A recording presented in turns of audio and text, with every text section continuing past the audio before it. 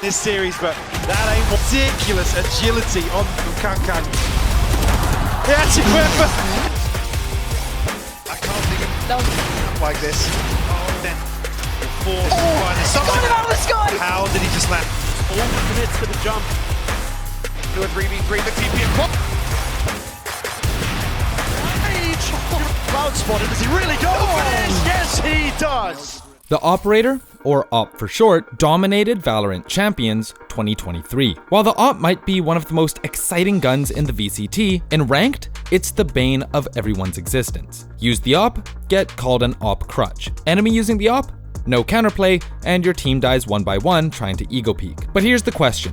Is the OP actually the problem, or does it have to do with Valorant itself? Today, we're gonna try and answer that. First off, let's look at the gun itself. The OP is based on the OP from Counter-Strike and fills the same role of a one-shot, one-kill sniper. I know, super original, Riot. In both games, the OP is one of the most expensive guns you can buy. If you die with it, you run the risk of tanking your team's economy and giving your gun to the enemy team. However, this risk comes with a huge reward, as the OP has the potential to absolutely decimate everyone in its sights. He's gonna res. You will not kill my ally. Spike down B. There's one silent attack. Fire in there. 3. Due to differences in movement between CS and Valorant, each game's respective OP is used differently. In Counter-Strike, it feels like you're walking on ice at 100 miles per hour, which makes quickscoping the preferred playstyle. And Kenny's gonna go ahead, peek in a second, and he gets the flick on his Zipnix, lightning fast! Valorant, on the other hand, has a slow top speed, but almost instant acceleration and deceleration. So, rather than quickscoping, aggressive opping is done by peeking while scoped, which is a little more dangerous since the scope blocks vision and you move slower, but it's still super effective. Now, neither gun is perfect, but most people would argue that the OP in CSGO is more balanced than the OP in Valorant. In the last 10 years, the OP only had 2 major nerfs in CSGO. In 2015, they lowered the movement speed while scoped, and in 2022, they reduced the mag size from 10 to 5. The former is the reason that quickscoping became so prevalent and led to these kinds of hero plays. Put one down. Can he find a second? You better believe he can. Not another. Surely!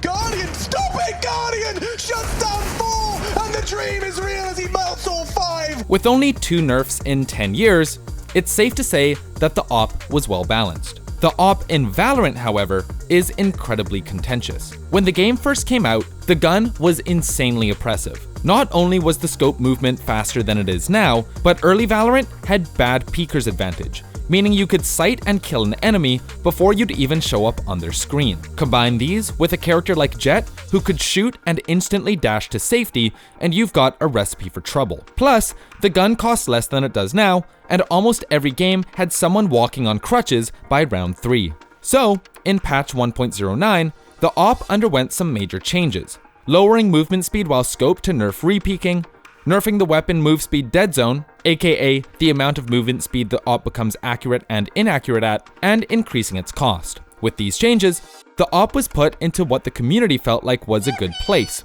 and everyone lived happily ever after. No. Not even 6 months later, in November of 2021, a new agent was released called Chamber. His ultimate ability, Tour de Force, was literally an OP. But it wasn't just any OP. It was an OP that had double the fire rate. Combined with his teleport ability, Chamber was initially hyped to watch, but also frustrating to play against. Pretty quickly, Chamber ruined Valorant's meta, at least for a while. And as much as Riot Games wanted to not make Valorant revolve around one gun or one agent, they ended up doing exactly both of those things. The reason for this is how the OP synergizes with movement abilities. For example, Chamber's teleport and Jett's dash feel like get out of jail free cards, both when someone gets a pick and when they miss their shot. In short, the person with the OP controls every engagement, and it becomes up to the non-OPper to be the one swinging in, putting them at an immense disadvantage before even shooting their gun. To try and help this, in April of 2022, patch 4.08 went live, nerfing Jett. The changes included Tailwind needing to be buffered and lasting 12 seconds until you could no longer dash, And the patch did what it was intended to. It nerfed Jett down to a 31.4% pick rate at Champions Istanbul 2022. But it also did something else. It made Chamber the more obvious pick. He jumped to a 66.9% pick rate at the same major. So the patch didn't actually solve anything. While it made Jett worse, it just pushed them to play Chamber, who could do basically the same thing, shoot and disappear. Which brings us to our next issue, agent abilities. Before a match starts, choose an agent, and then you're stuck with that team comp until the end of the game. Because only some agents have flashes and others have smokes, you become reliant on teammates using their abilities to their fullest extent. Where it becomes frustrating is when players either don't know how to fill their role, or you get stuck with the team comp that struggles against the AWP. The reason AWPing was so balanced in Counter-Strike is because everyone has the ability, or at least the opportunity, to counter and beat the AWP, and that feels good. In Valorant, if you're playing a Sentinel, you don't have the same opportunities. So, realizing that Chamber was way too strong, on August 9th, 2022, patch 5.03 dropped, and Chamber dies. Wiped off the face of Valorant after having free reign over the game for the last 9 months. Tour de Force, a shadow of its former self, meant that another agent could retake their spotlight in Ranked and Pro Play, Jett. After the nerfs, at VCT 2023 lock-in, Jett shot up to a 60.2% pick rate, while Chamber dropped to 2.5. So, what is the problem? And how do we fix it? Is it how the AWP is balanced? Is it an issue with abilities and building a team comp? Is there even a problem to begin with? Attempts to nerf AWPing have been met with mixed results. As we've seen, when you nerf one character's abilities, players will just go to another character who has similar abilities, and vice versa.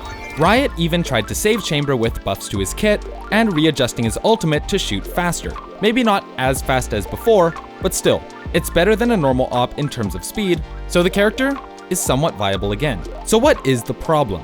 Is it how the gun is balanced? Is the problem with abilities and team comps? Is there even a problem to begin with? Here's the bottom line. The gun costs more than anything else, so it should feel a little bit more powerful. After all, you can counter an AWP by investing the same amount of money and buying the same gun.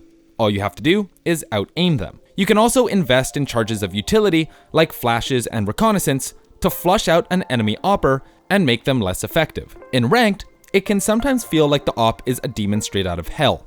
However, in the VCT, it actually seems to be in a pretty good place. Let's take a moment to look at the numbers.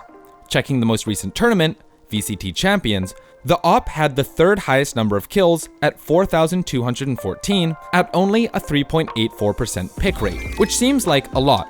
But when you think about how much money the gun costs, it makes sense that the gun has a skewed pick-to-kill ratio. Utility, on the other hand, is much cheaper than an AWP, and while it doesn't automatically win you the engagement, it can be effective at mitigating the opponent's AWPer. Still, it's understandable, if you're a ranked grinder, to feel like the AWP is still too good. But the gun itself isn't the only issue. You have to take into account ping, your teammates, your team comp, your own personal skill, and your mental game.